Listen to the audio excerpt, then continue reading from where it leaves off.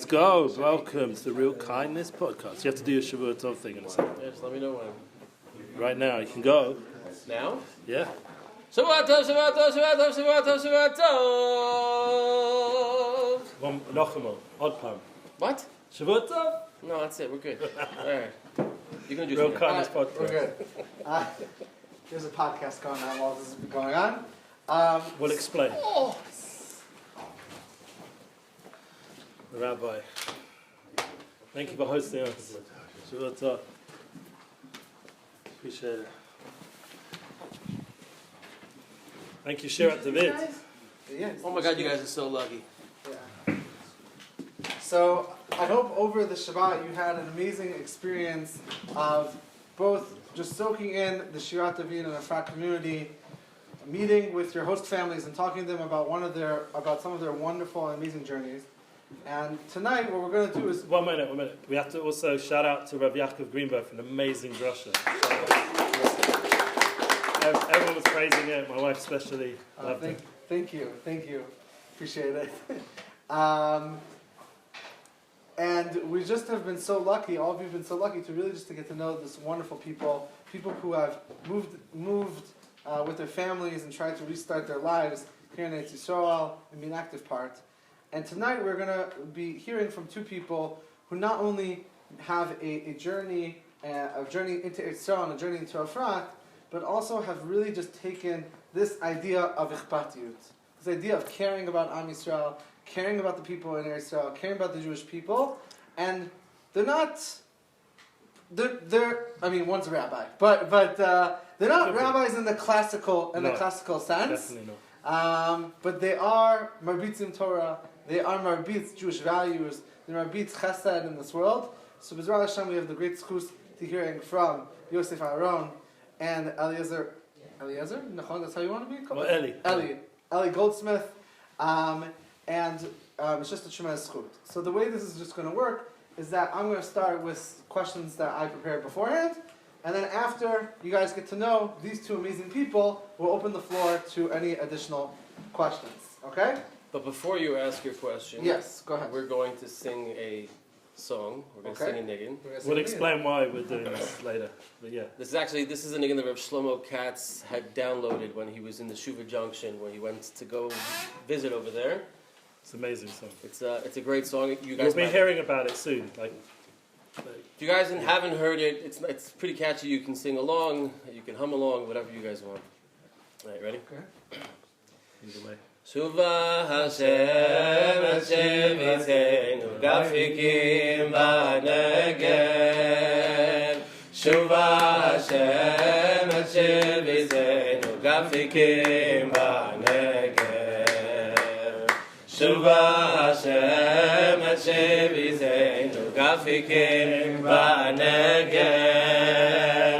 Shuva Hashem Hashem Yitzeinu Gafikim Ba'negev. Hazarim Bedima Berina Yitzaru. Hazarim Bedima Berina Yitzaru. Alright, you have to wait till Rav Shlomo releases it, or we sing it again. So, as a shame. It will come out soon, Rav Shlomo Katz. Okay. So first questions for the panelists. Just if you could both briefly explain your journey to making Aliyah, and then also how do you see living in Eretz Yisrael as part of your Avodat Hashem? Okay, so in terms of Aliyah, we're in Shirat David, so we have to respect the customs over here and the way of understanding what it means to be in Eretz Yisrael. So, in honor of the place we're in, I'll say that we constantly have to be making Aliyah. That's something which we are all working on, I suppose, as well. Like all of Am Yisrael need to be constantly making Aliyah. It's not something when you arrive to Israel, now you're Yotzi Zion. You've done what you've had to do. I came when I was 18, and I haven't really left in terms of living. I visited London, I visited my hometown, but living in Eretz Yisrael has been now 26, coming on to 27 years, which is unbelievable to think about. And it's a constant process of aliyah, of developing and growing Aliyah, you understand, means to constantly grow. Like you get an Aliyah b'Torah, you're getting called up. You know, when I moved from Yerushalayim, which I lived many years in Yerushalayim, I moved to Shirat David. They didn't just give me an Aliyah and Shalom Aleichem. They sang the famous Shuvu Bonim, which the Gevulam. We're returning back to the. I was like, I'm making Aliyah from Yerushalayim, and people said yes. So from Yerushalayim to Efrat was an Aliyah. It's a continual process. Yeah, it's a constant hitchadshut. So like when you make Aliyah, when you get here, you can't be satisfied with the fact that you're here, because if you are, then you will get stuck. You constantly need to, like Eli was saying, and this is the message that Rav Shlomo Katz discusses all the time. Yes, we're here, but we need to constantly grow, and we need to constantly renew ourselves, especially what happened over the past 14 or 15 months. I made Aliyah a little over 3 years ago. It was during Corona. It was crazy, but it's the greatest decision that I ever made, and I'm, like Eli said, constantly making Aliyah. It's a constant. If you're not working on yourself, specifically in Eretz Yisrael, you're done. Yeah, Mamash. Agreed. You have to continuously. If he hadn't made Aliyah, I would not be sitting here in Efrat, because he was our first host for many Shabbatons. We spoke about it last year when we spoke here. The 3 Shabbatons our family had with the Aarons in Efrat was what gave us the push. It was over a year, and that gave us the push to move in. And that was before this beautiful shul had been finished and built, and we were up the road and davening in Or Yehuda, a whole different story. So Baruch Hashem, we were able to grow from Yosef Aaron's decision, the Lillians as we call them. We'll discuss that maybe, why we call the Lillians. So their family growth helped us grow and make Aliyah from Yerushalayim to Efrat. So we're all influencing each other. We need to realize that this is a group effort. This is Am Yisrael. This is not just Eli and Yosef. That's why one of the reasons we called our podcast the Real Kindness Podcast. It's not just about us. Can you also just briefly explain the story, where did you guys just come from, and when did you make Aliyah? And I guess Eli, you could explain how many places in Israel you've been to also. Yeah, wow. And also, if you just add I know there's a lot, but 1 or 2 thought processes. When did that change of I was living X, I was living in wherever you guys are from, and then the switch. So I made Aliyah from Boca Raton, Florida. Boca? Yeah. Florida. Where in Florida? Miami. All right, cool. Very nice. So, Boca, not Miami, but still. And it was funny because when we first got here, someone asked my wife. They said, "I don't understand. You left paradise to come here?" And I felt like he gave the greatest answer in the world. She's like, "Yeah, we left paradise for Gan Eden." So it's one of those things but you have to constantly work to get it to be Gan Eden. You can't stop. You can't just be here and stop. I've wanted to make Aliyah as long as I can remember. People joke that, when I was born with an Israeli flag in my hand. But the Robertson she wasn't on board. And when she decided that she was going to be on board, that's when it happened.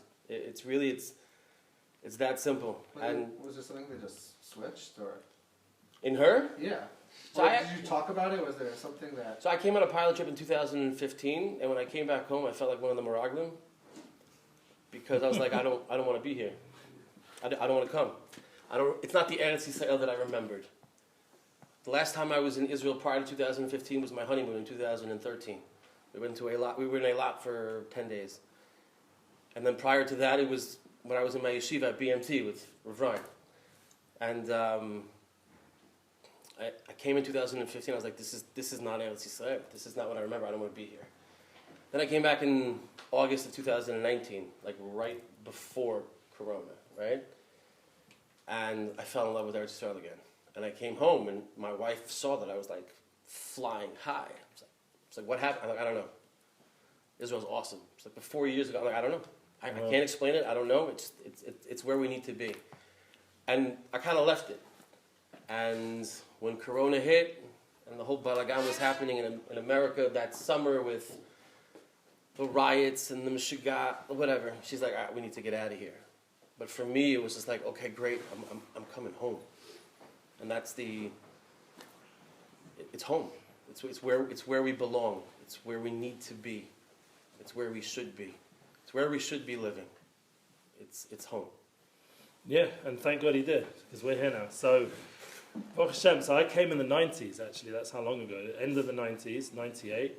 I was a secular London guy, like having a good lifestyle. Grew up in the music business, entertainment world. So I had everything I needed and used to run clubs. That's where I met my wife, but also the gym.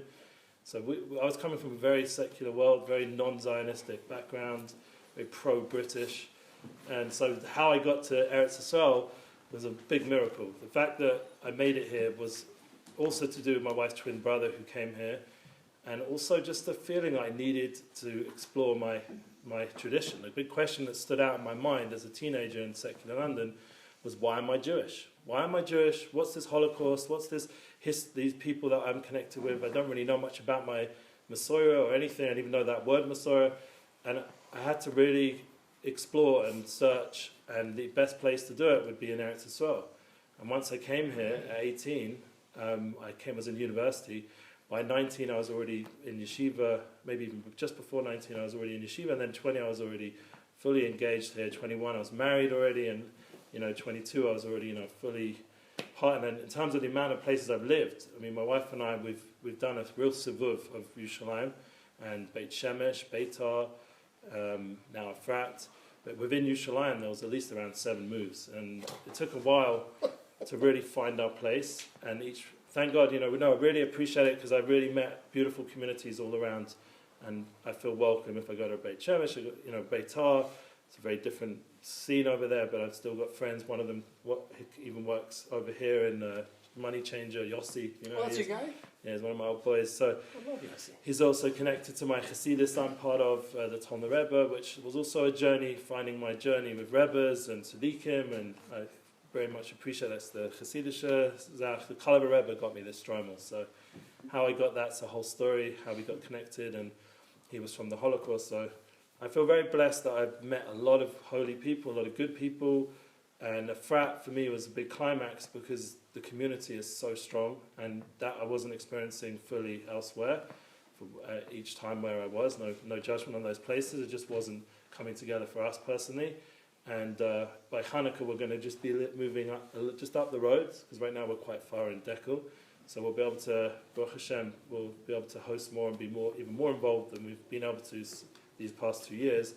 And I'll get to see more of Yosef, more of Yaakov, and Rav Shlomo, and all these beautiful people, and all the you see, Leil Shabbos, Shabbat, to miss out on the Kedushas Yerushalayim, yeah, it's fine.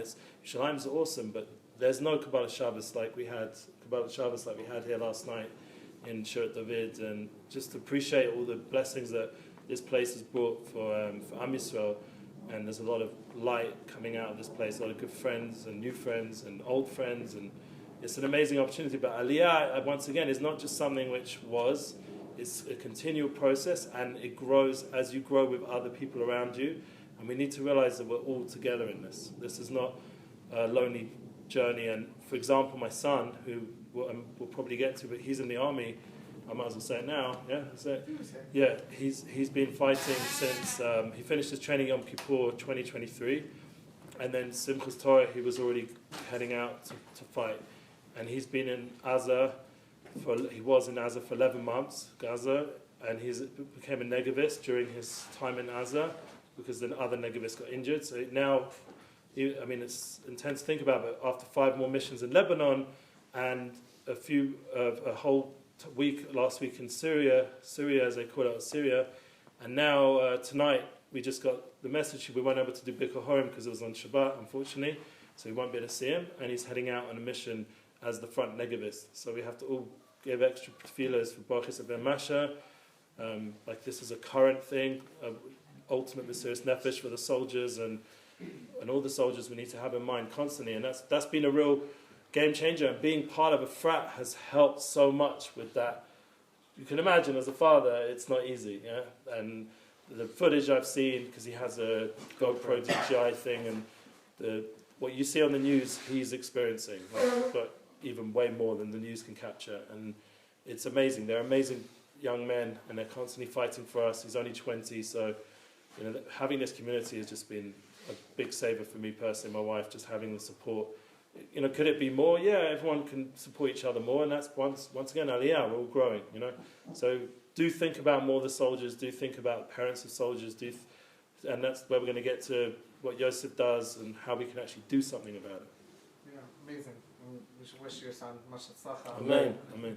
So, actually, perfect leading up into the second question, which is, what about Efrat is unique? What drew to Efrat, or about living here, what is unique and special about being in Efrat, and also specifically in the Shirat David community as well? So I'll be honest, I don't. Tom Shafour, Rabbeinu Tom, he's this guy who lives here. Good guitarist. He says that you don't choose Efrat chooses you, and it's really emet.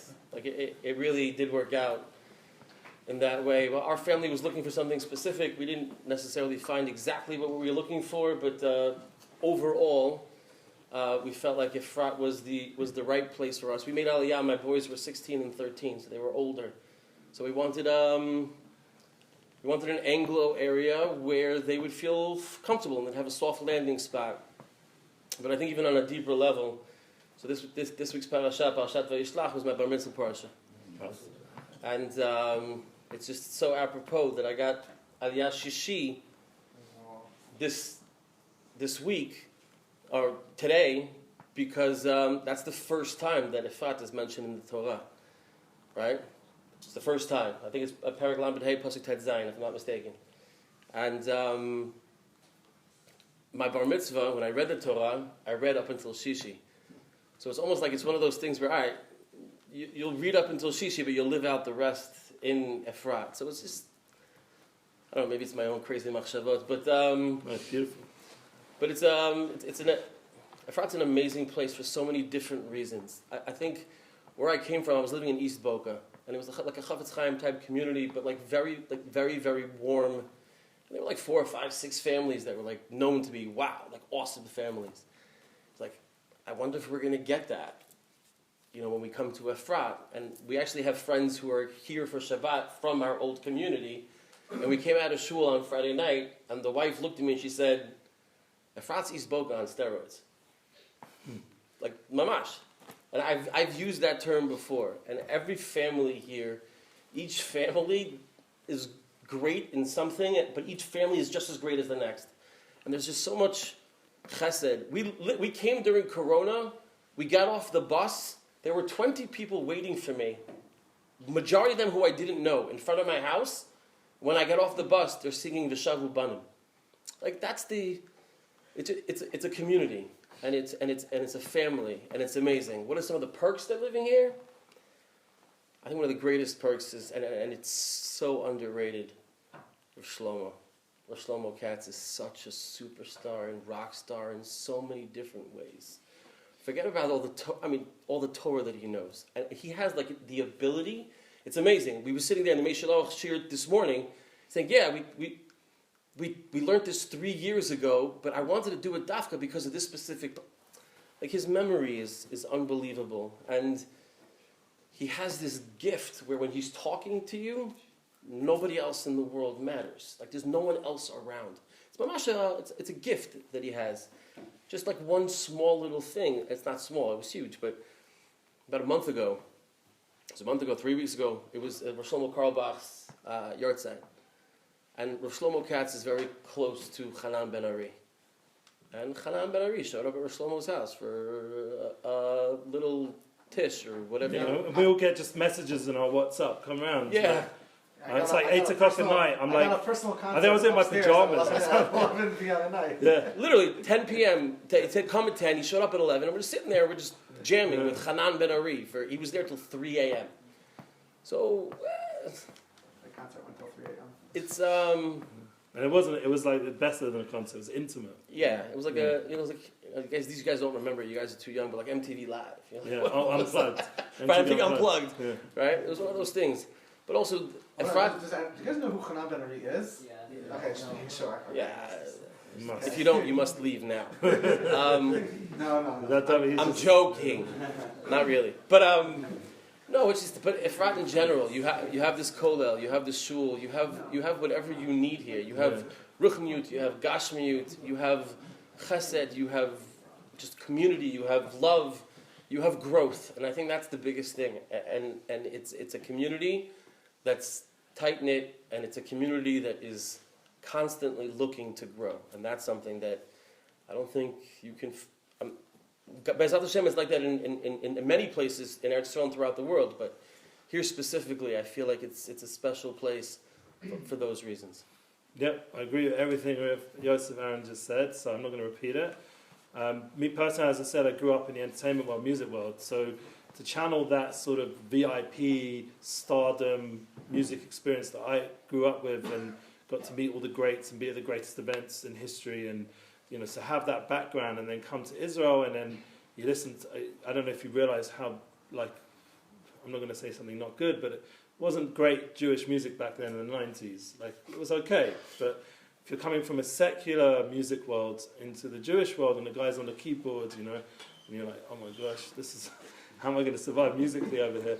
And thank God, it's so developed, and obviously, as Rabbi Yosef Aaron just said, Shlomo Katz, Rav Shlomo Katz, he's an example of someone who's bringing the panemius of music, and his brother Eitan, and so we'll get into this, but I got involved with a whole booking industry in terms of the Jewish world, and I found Efrat as one of the best places where people are continuously visiting.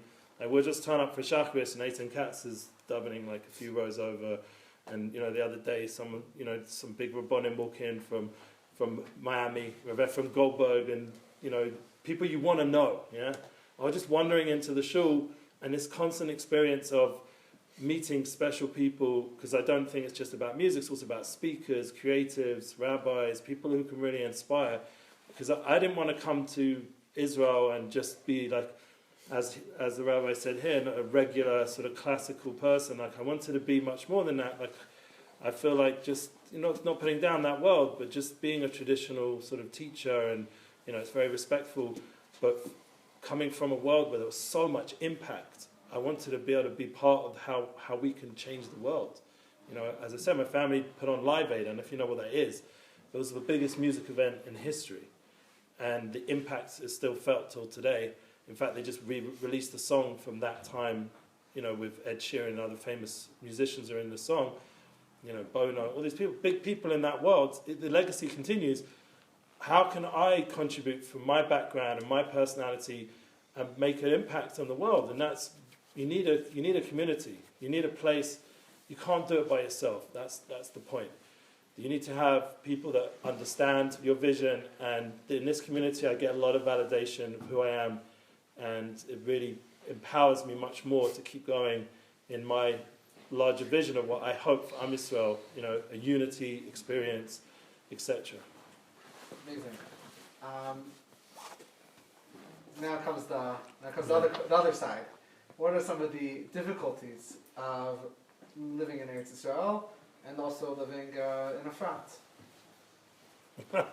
Let you answer that one. Yeah, I got no problem with that. No, it's not so tough. Listen, we know that Eretz Yisrael nikat l'yidei Yisurim. And the first year is not a pashut thing.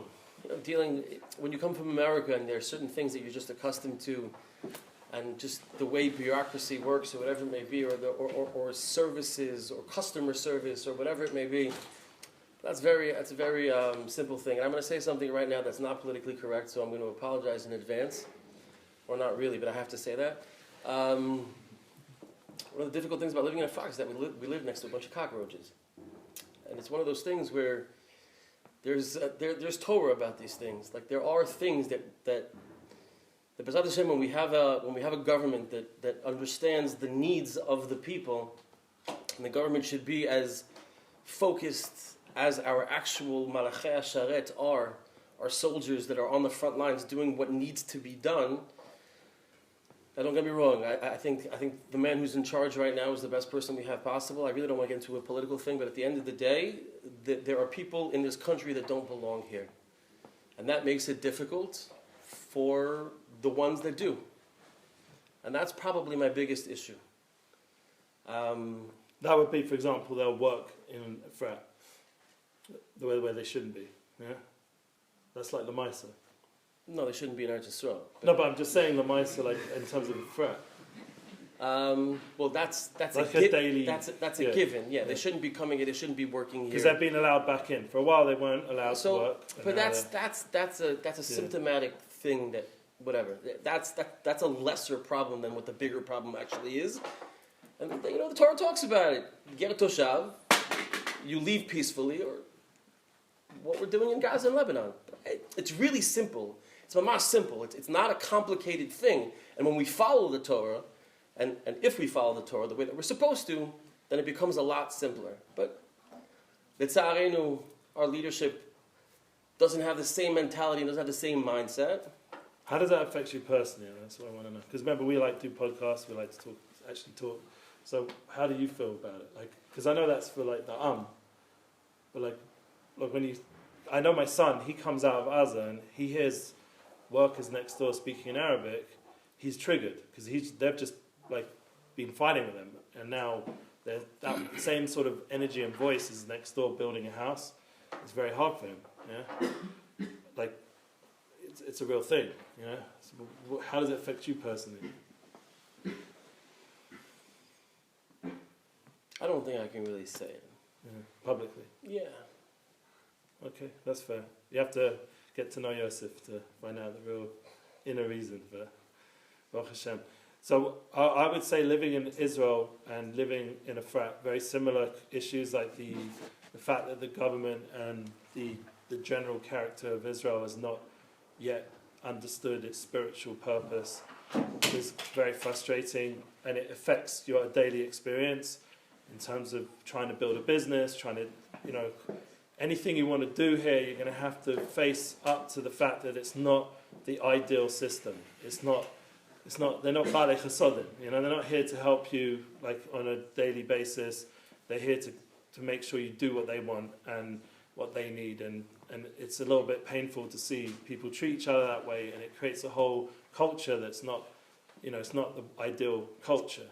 I hope all of us making Aliyah here, the last, however long we've all been making Aliyah from places like, England and America and France and all the places which hopefully have a bit more, Canada, have a bit more derech eretz, South America, we have a bit more understanding that business needs to be done and a bit more of a trust base. There needs to be more, chasodim and relationships, and all this needs to change. And I think, the more we make Aliyah, the more we will impact.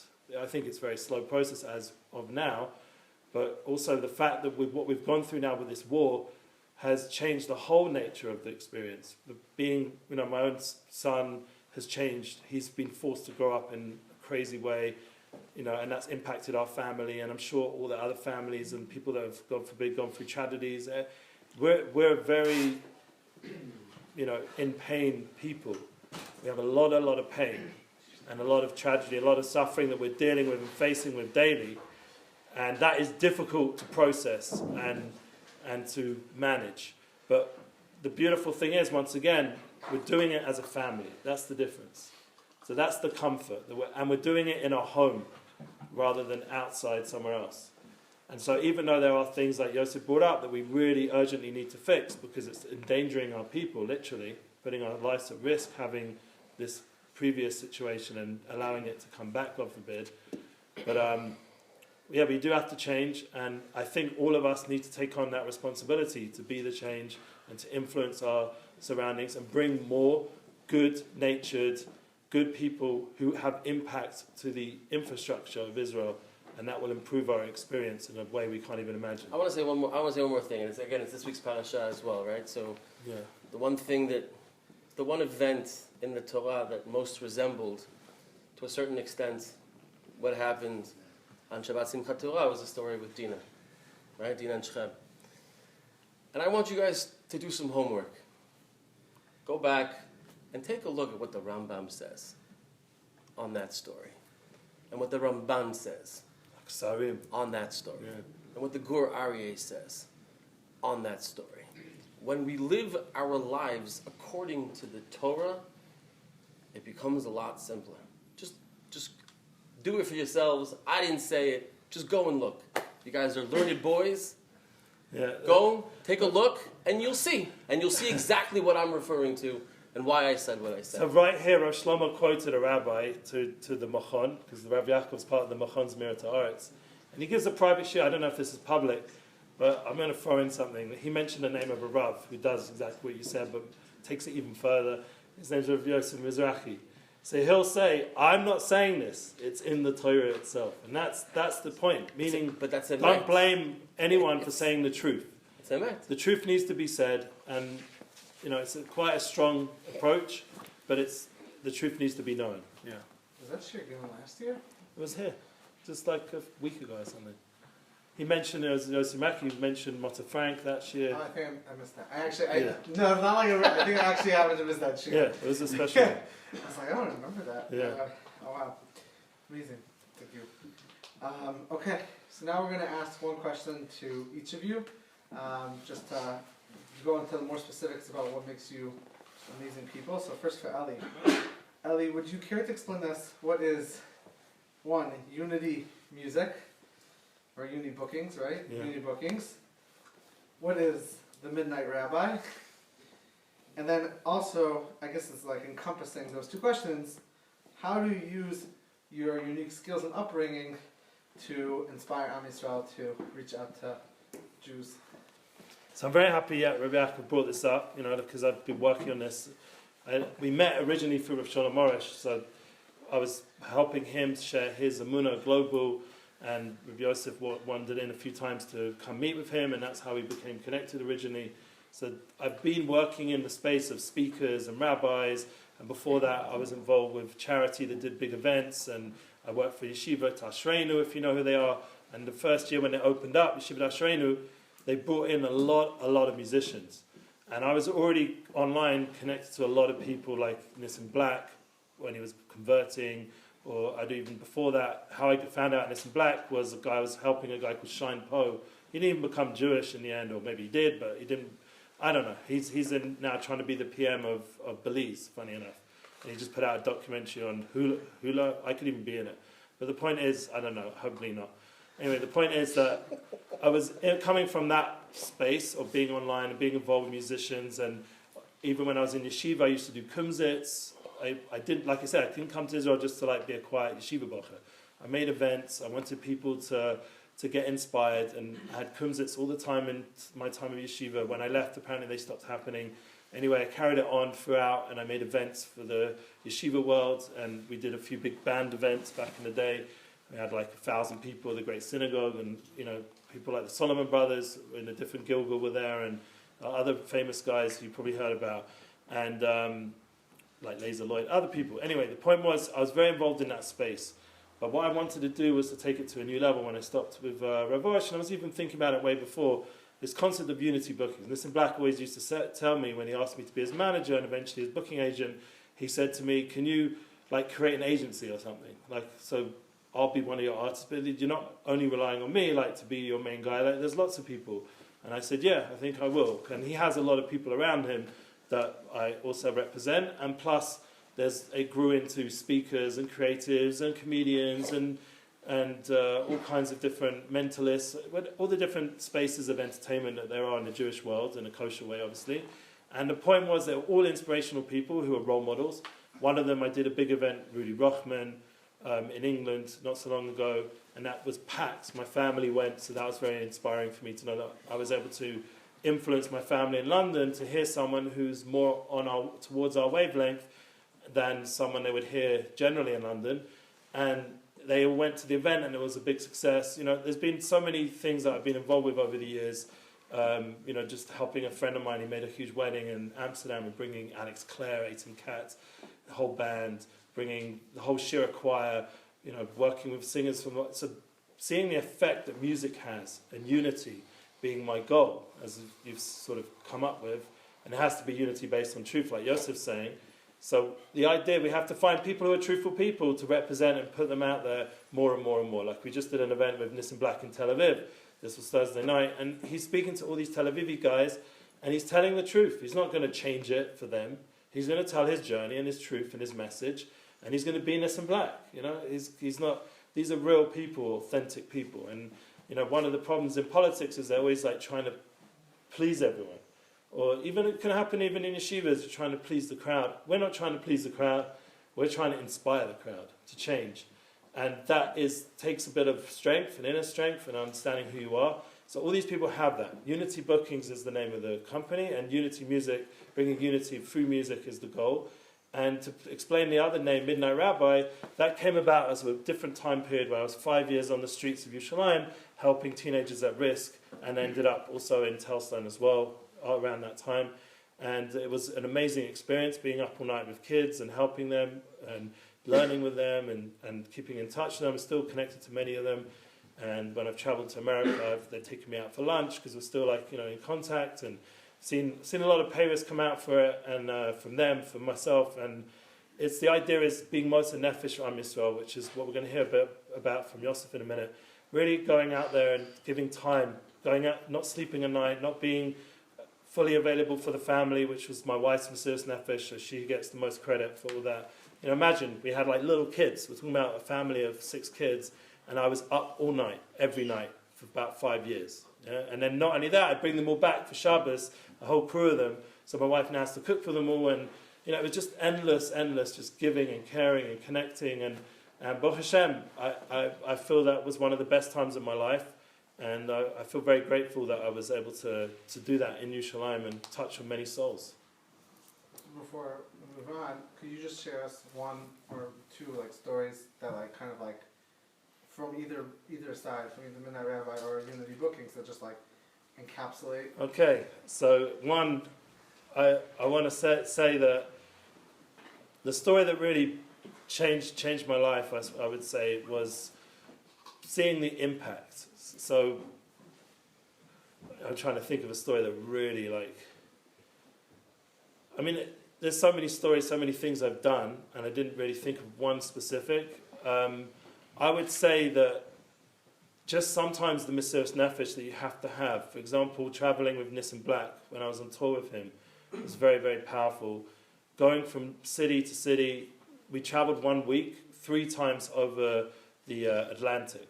And in order to do Kiddush Levana, we landed in Eretz Yisrael, we did Kiddush Levana.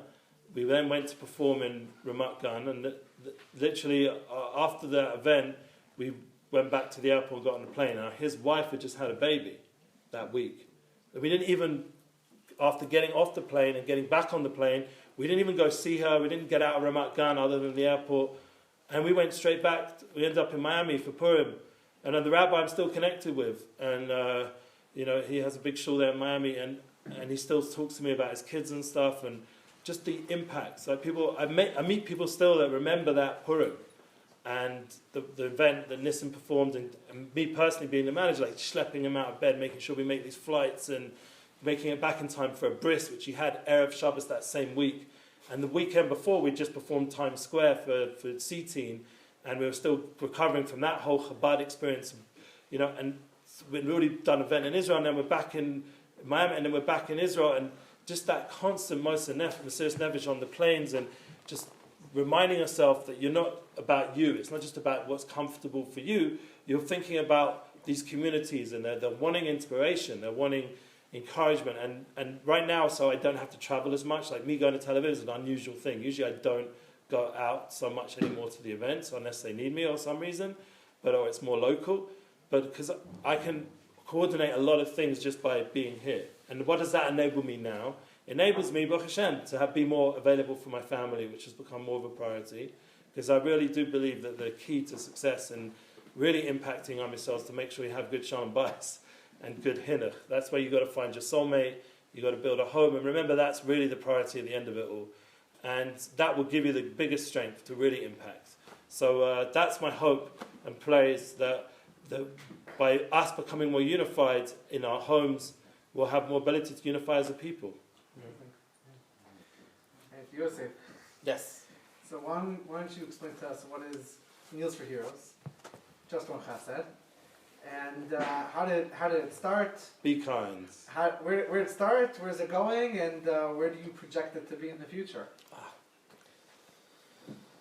So Baruch Hashem, as I said, we made Aliyah it was July of 2021. It was Corona. It was also Ramadan. So when we first got here, we were in Bedud for 2 weeks, and after Bedud we had to go shopping, and we didn't have the Zayit Mall here yet. Everyone said go to Rami Levi, but my wife, because it was Ramadan, was scared to go to Rami Levi by herself. She's like, Yosef, please come with me. So I went to Rami Levi. Are you still coming with her? No. So we went to Rami Levi. And again, it's her first time shopping in Eretz Yisrael, and everything's in Hebrew, and she doesn't speak it. And it's like a lot of Google Translate, and it doesn't make sense. And it really took a lot longer than I would have liked. So we get home, and I said to her, baby, I love you. I can't do this again. I'm going to drop you off at Rami Levi. And I'm just going to sit at Chumus Eliyahu right there at the Tzomet. I'm just going to have some hummus, have a couple of cigarettes, just hang out, whatever. I quit smoking since then, Baruch Hashem. It's been over 3 years, thank God. And whatever. So that's what happened for the next 10 weeks. And every time I was sitting there, I saw a lot of Chaylim walking in. Became friendly with the owner, and every time Chaylim walked in, I looked at Shlomi, who was the owner back then. I was like, Shlomi, alai. This was happening for like 3 months, and it started getting really expensive. So I said, I got to do something. He was covering their bill if you didn't get it. I've seen him do it. We went out to eat the other day, thanks to the podcast. Someone sponsored us, whatever.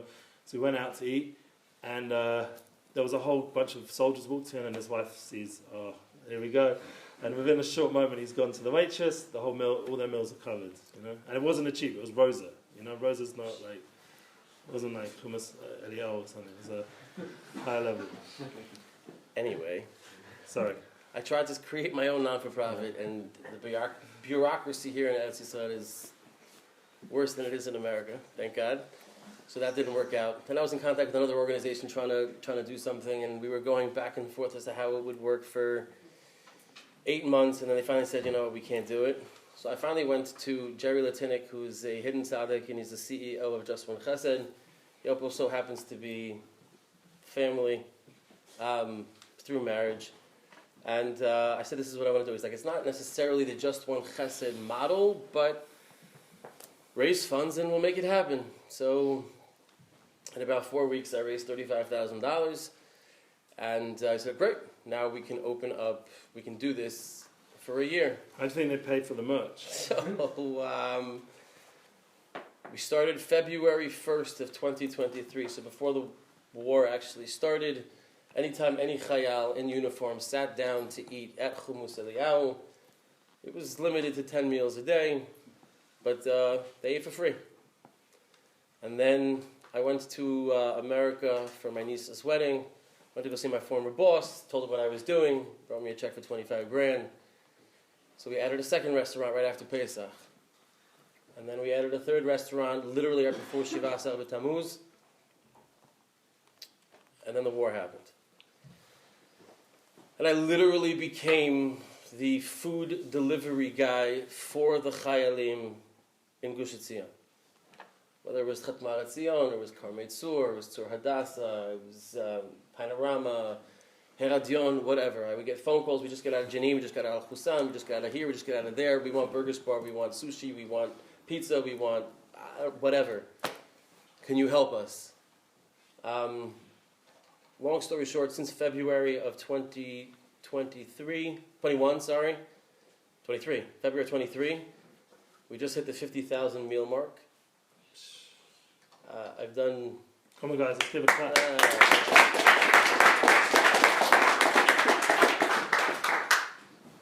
I've done over 40 barbecues. And now we just added a fourth restaurant, Falafel Tzinani in the Dagan.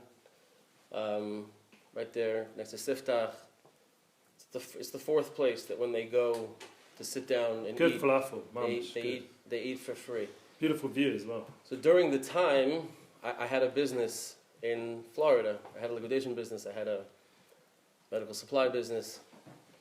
Instead of spending time on my business, I was spending 50 to 60 hours a week fundraising and delivering food to our Malachei HaSharet, and they really are Malachei HaSharet, and I tell them every day when I see them, and when I deliver the food, or whatever it may be, And when they finally realize that they are actual Malachi Hashem, that's when we'll win the war. Not just the war in Gaza, Lebanon, Syria, the actual real war that we have in the nation as well.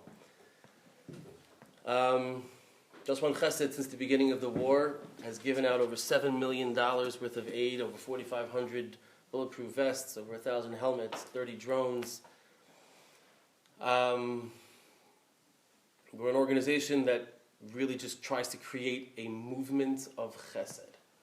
That's what we're trying to do. They're doing it. We all contribute. Everyone's helped in some way. We're doing kindness booths. Yeah. Like we literally go out into the middle of nowhere, and we just go up to people randomly and say, "Hey, say something to him for the injured soldiers. Here's 2 candy, 1 for you. Give 1 to somebody else. Make a bracha. Call somebody you haven't spoken to in a long time and tell them you love them." Just that's what chesed is. It doesn't have to be a big grandiose thing. Literally smiling to somebody down the street and saying Boker Tov is a chesed, because we don't know what's going on in their mind during that day. Mamash, the littlest thing. Just One Chesed is now thinking post-war, whatever that means. B'ezrat Hashem, we're looking to build a Chayal center and have a retreat area for... They need it so much. For them to go and unwind, and mental health, which is something that the entire nation is going to need, but we're going to start with the Chayalim at first. And I no longer have my businesses, and I work for Just One Chesed full time. Congrats. It was one of those things where B'makom she'en ish, tiye ish. Yeah, have to be the man. Right? There was a need, and it spoke to me. I felt like I needed to do it. And it's not necessarily the food itself that gives them the koach, it's the thought that there are people throughout the entire world that are literally sponsoring these meals for them, just to give them a little bit more koach, just to give them just to let them know that we support them and we love them, and we got their backs. They got our backs, we got their backs. As a parent, I know in the deepest place, they need this. They need this. It's like survival. It's not. It's literally koach nefesh. It's even more crucial than the training and the general morale that the army can generate is the impact that when they come back, how they are received and treated by us. But even beyond that, Just One Chesed started in 2014, and it started as a technology company, an app company. Like it's an app where we are in 30 different schools, and we've made it interactive, and there are ambassadors to do chesed, and the schools that have chesed hours, requirements, whatever, it gets tracked. The one who does the most chesed for the week or the month or whatever it is, they get coins, they can redeem it for swag or gifts or whatever. So like we're really creating a movement of doing the right thing, because at the end of the day, olam chesed yibaneh. Yep. That's what's going to help us bring the ultimate and final redemption, B'ezrat Hashem, and that stems from chesed, which stems from achdut, and it stems from doing what's right, according to the Torah, not according to what society tells you is right. And that's how we called our podcast the Real Kindness Podcast, because we've been living it. Oh, we're about to get to that question. Oh, yeah. No, but also like the first podcast that we spoke about, right? The real kindness. What's the ultimate kindness? Yeah. The ultimate kindness is what our Chayalim were doing at that time in Gaza. Yeah. They're eradicating Amalek. But what was the first? So I'll ask the question first. Yeah. First of all, I just want to say, after just rehearing and hearing more details, you two are the coolest people ever. I just want to say that. Appreciate it. Really, everyone should just give them another round of applause. So all credits to our Asia Smilers. So the last question, then we'll have time for probably a question or two, is to tell us about your podcast. How did it start? And what's the goal of the podcast? Started here last year with your boys, your students. We sat here. Wonderful Bachram of. We sat here and we did this last year, and I went over to Ellie afterwards. Like, Etzion. We make a pretty good team. Yeah, we should do something. What are we doing? So we started the podcast. That's really what it came to. And again, it's about chesed. It's about kindness. Because you guys took out time to listen to our story, that made us feel like we've got something to offer beyond than just what we do. So that gave us that extra boost of confidence to say maybe we could do this like on a weekly level. So right now we haven't been so weekly because we've got a lot going. Actually, we're doing. It's always because it's not always so easy to actually sit down and talk about it in a podcast format. But the most important thing is that we're actually living it and doing it, which is part of the real kindness flow. But at the same time, we need to every so often. It's so powerful for me and for the people who listen to just realize that this is real. This is happening. Like we really are helping Am Yisrael as much as we can. Me through the event world and booking world and through connecting speakers to communities and etc., etc., etc. And Yosef Aaron is doing it like in a, you just heard. I mean, it's like changing the whole situation for the soldiers, for Am Yisrael, becoming more focused on kindness. And that is what is going to bring the Gula. So we should ask them now for questions, yeah, before we finish. Yeah, we're going to open it up for questions. So whoever has a question, yeah. Clothing is a very important mark of identity. How do you think clothing has shaped your independent Jewish journeys? Wow. Whoa. By the way, you should just as that was a good precursor, question. I don't know if it's because of what they're wearing, if that's why you're asking the question. But you should know, and I feel ashamed to say this now, but when it was sprung upon me, you guys don't understand. It was supposed to be the Old City Shabbaton last year. That's when this first thing happened, and it got canceled because of the war. And I think Rav Bernstein literally texted me, says, "What do you think about just switching the Shabbaton to Efrat?" And I was like this next week in 3 weeks? He goes, "No, that week." And there's like where we're going. He's like, "All right, what do you think from Moshe Shabbos? Like, what can we do in Efrat in the beginning of the war?" And I was like, "Nothing. There's nothing to do." It's like, "Well, get some speakers or do something." So I was like, "Who would be the two most interesting people?" And I was in Shachars. I saw you, Sally, or it was maybe probably Mechamarv, and you guys sat in the back together, and I was like, "Bernstein, I got two people. Perfect. I don't think you ever spoke together at that. You never did a public. No. So it was clearly Siyata Deshmaya. Yeah. And I just moved here. And I felt like the most chutzpahdik person going up to two random people and being like, "Hey, you look interesting." Must be the Yeshiva Crazy. kids? Yeah, literally. But really, just Siyata Deshmaya. Okay, no, go ahead. So his question is really important, like the idea of how the Chitzonius is more of the Pneumius, you learn a Mesilat Yesharim, and you have to work on that aspect, and you have to pay due to it. Obviously, it's not the Ikka. The Ikka is, once again, we're learning all the time here, the Pneumius, the inner world, your inner connection to Hashem and to Torah mitzvahs, but the way you dress does impact. So this is my Shabbos clothing, Yom Tov clothing.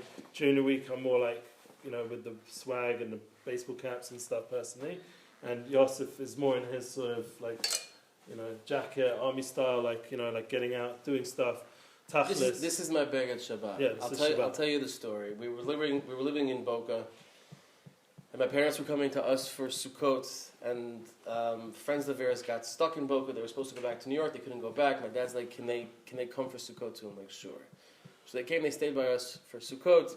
They couldn't get flights back for whatever reason. I don't know exactly. I don't remember the whole story. They stayed throughout Chol HaMoed. They stayed Shmini Atzeret and Simchat Torah and whatever. And they left. And then they came back the following year, and they came back with two of these. One, this one, the green one, and I have a gold one as well. For Yom Tov, yeah? Right. So at that moment, I happened to have been learning, going over Hilchot Shabbat, and I was learning about having a Beged Shabbat. So I was like, you know what? I'm going to make this my Beged Shabbat. Yeah. So this is my Beged Shabbat. I wear it in the States. He wouldn't get past the border guys if he was wearing this in the week. No, the crazy thing is that I started growing out. I decided to grow out my beard. I haven't shaved Baruch Hashem since Pesach, and I used to never get stopped at the Machzom going to Yerushalayim. And now, literally every time, they're like, "What's up, guy?" But and when I first started wearing this in Efrat, literally people came up to me like, "It's not Purim." I'm like, that's what they saw when they saw me. Do you wear a Beged Shabbat? So, yeah, that's my... Maybe just describe, where does it traditionally come from as well? Traditionally, this is Moroccan. It's called a jalabia or a kaftan. I am not Moroccan, but I am Sephardi. You're married to Moroccan? My wife is half Moroccan, yes. Oh, her mother is Moroccan. Her father is fifth generation American from Brookline, Massachusetts. But yes, this is a Moroccan garb, jalabia, kaftan, just Call it whatever you want, just don't call it a dress. Okay? And this is a Bakshana Stromal, right? Just in case. Any other questions? Next Yes. question. Anyone else? No? That's it. Wow. That's all, folks. No more questions? Don't- Yeah, go ahead. There yes. In terms of, at least you told us how you had former jobs. Well, how was it making that decision to completely devote all your working towards chesed? It's a very impressive decision. I can't imagine how it must have felt to. Can you elaborate on it? Yeah, it was simple. It was a simple, like We did No- struggle noth- with it a little bit. I struggled with the fact that I wasn't making money, but I didn't struggle with the fact that I needed to make that decision. It needed to happen. It just is one of those things. When I went to Yeshiva, I went to BMT, which is now Shraga in Bayit Vagan. And after Shraga, I wanted to join the army. And my father, being the wise man that he is, said, yeah, no problem. Just come to America, do college, go to YU. And then after YU, go to the army. Knowing full well that wasn't going to happen. So to me, it's, I don't know, maybe it's a little bit of guilt that I didn't do what I thought I should have done, or whatever it may be. But to me, I mamash look at it as a schut that I get to work with and serve and lefanek malachei Shirat, because they really are. They really, really are. And we learned something last week. I think it was Shlomo said it. If you take the word malach and you mix the letters, Yeah. Ki mechakim anachnu lach, right? You take the letters. Malachim are waiting for their pekudah, and our malachei Shirat are waiting for their pekudah to do what they need to do. Hey. What's up? So, that's my son, Mikey. Pleasure. So, We're going to ask him to perform a song in a minute. Oh, we are? no, we're not. No. We're not. What's going on? So I want to be here. Do you know where he is? He's not here. Son of a Talcan. All right. Okay. Bye. So yeah, it was a simple decision in the sense that it needed to be done, and like I said before, and that's Amazing. Any more questions, guys? Yes. What school did you go to in London? Ah, Londoner. Love it.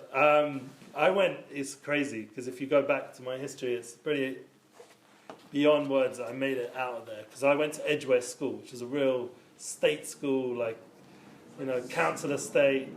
I met all kinds of refugees, all kinds of kids from the lowest backgrounds. I was one of the only Jews there. And then I went to a private school because, that's like the next stage. My parents wanted me to actually get educated. So other than the tutors and not I beaten had- up every day. No, there was being beaten. It was a combination back and forth. But now I was starting, and that was the question that kept coming up. How is it? Because I ended up in John Lyons, which is on Harrow Hill. Yeah. So how did it end up in these kind of schools and yet constantly drawn towards Jewish kids, finding them through youth movement or the street culture, or always found my way towards Jewish people. So that was my burning question. Why do I keep drawing myself and being pushed away, literally? Because I did get beaten up by non-Jewish guys, really badly at some point. And I kept thinking, it's almost like they knew I was there, because I had a bunch of other friends with me and they didn't touch them. They just beat up the Jew boy. So that was a big push inside of me, I have to figure out this question. So John Lyons, and then I ended up in a place called Woodhouse. It's funny because my niece has just gone there. The Woodhouse College, and then I ended up in University of Sussex, Brighton, and I just became very spiritual by that point, by university. But before that, I was still, finding myself. Wow. Yeah. When we have time for, I think, one more last question. One more. Ask whatever you want. So anyone have a question? Okay, so just, Yosef, if you could actually just, I know you've said the story on the podcast, I think already twice, but can you give us the story about the Ani from the Artika? That'd be a great way to end. The hotel is my happy place. I try to go to the hotel at least once a week. I've gotten mechubar to two, we'll call them aniyim, two people who ask for tzedakah. Those are the only two people I get tzedakah to. Now, I'm not saying that the others aren't legit, but whatever, those are the two that whenever I go, I have money on me, I give them. When I don't have money, I'm like, yeah. It's like, I'm reaching into my pocket to give them. He's like, no, not today. Like, it's like, just give me something to eat. I'm like, I'll do both. No, not today. Just give me something to eat. All right, no problem. And I was there with my wife's cousin. We're very close. They made Aliyah last summer, lived in Netanya. So we tried to meet up like once a week. When I go to the Kotel, so he tried to meet me. So he was there as well with his younger son. Now he's 12. And he goes and he eats a sandwich and whatever it is. And then he leaves. He's like, I'm going to see you later, right? I'm like, yeah, I'll see you in a little bit. No worries. So then I walk by and I go see him and I shake his hand to give him and he put a wad of cash in my hand. He put a wad of cash in my hand. And I look at it, I'm like, what are you doing? He's like, you have to take it. I'm like, okay, why? He's like, Yosef, you have to. I'm like, okay, why? He said, do you remember 4 or 5 weeks ago, you bumped into your friend, you were telling me about the barbecue. I want to help with the barbecue for Chayalim. I'm like, listen. He's like, I know it's not everything, but it's for 50 Chayalim. He handed me 5,000 shek. Okay, I didn't have a barbecue planned. I didn't have anything coming up. He's like, you promised me you'll lose. I'm like, okay, no problem. And again, I know this guy because I'm going to the Kotel once a week, and every time I go, I give him tzedakah or I give him food or whatever it may be. So I walk down the steps, I go, I daven mincha by the Kotel, I say some tehillim, I come back, I get in my car, and I receive a phone call. This was a Tuesday. I receive a phone call, hey, what's going on? I'm like, hey, listen, I have some nicer money I need to give. I want to do something for soldiers. If I give you $1,500, does that help? I'm like, yeah. It helps. He's like, all right, awesome, send me the link. All right, great. So I'm getting a little closer. Most bases, it's got to be a minimum of like 150 soldiers. I'm not even joking. 5 minutes later, I get another phone call. Hey, my name is so-and-so. I got your number from ABC. I heard that you do barbecues for soldiers. I'm coming in on Thursday. I want to do something on Sunday. I got about $1,500. Can we do something? I'm like, we can. So I put it all together. That Sunday I did a barbecue in Etzion for Shalosh. And take pictures and videos and whatever it may be. And then I give it to my marketing girl and she creates a video. So the next time I went back to the Kotel was that following Wednesday. I had the video. And this guy doesn't have a smartphone. I can't send him the video. So I go and I'm sitting there. I'm like, hey, I got something to show you. So imagine I'm him, I'm sitting down, and I'm standing behind him, and he's looking at my phone. And I can't see his face, he's looking at my phone. It's about a 1.5-minute video. When the video ended, he turned around and he had tears rolling down his face. Thank you so much for giving me the zchut to be mesameach chayalim. This is a guy that collects tzedakah. I don't even think you know the next part of the story, which is insanity. Every time for the next 2 months that I saw him, Yosef, you have no idea what you did for me, that video. I don't know. Okay, great, I'm so happy. Baruch Hashem, that's great, amazing. But 2 months later, I go see him, I come to reach to give him money. No. I say, no. What's up? What's going on? I need to talk to you. All right, talk. No, we got to talk on the side. My mom felt like we're doing like a drug deal. I don't know what's going on here. We go off to the side, we go into the alley, and I'm like, yeah, what's up? He's like, okay, so I want to do a barbecue for like a whole unit. I want to do the whole thing. I mean, we're talking like 200 soldiers. Does that work? I'm like, yeah, it's 20,000. Yeah, I know. I'm like, listen. He's like, for the past 2 months, I've collected specifically for the barbecue, and I'm giving you my meiser money from the money that I collected. Please do this. When you have a venue, when you have it ready, you have set up, call me. I'll meet you the day before, and I'll give you the money.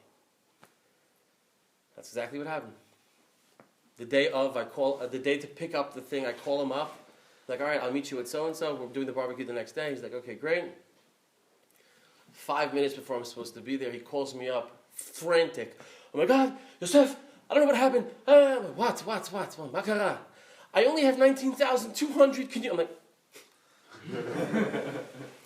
you're good. Mom has handed me 20,000 shekel in cash to do a barbecue for the Chaylim. This is Am Yisrael.